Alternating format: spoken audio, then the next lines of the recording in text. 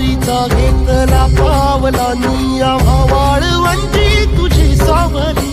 गळा भेट घेण्या भीमेची निघाली तुझ्या नाम घोषात इंद्रायणी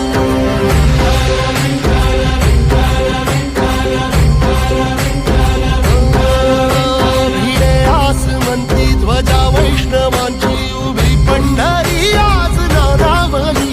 तुझे नाव ओठी तुझे रूप धानी जीवाला तुझी आस गाला गली